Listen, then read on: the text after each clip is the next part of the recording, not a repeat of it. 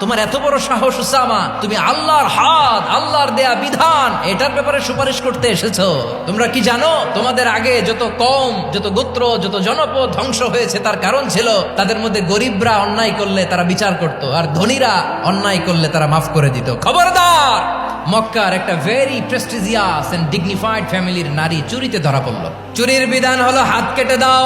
সাহাবারা চিন্তায় পড়ে গেলেন।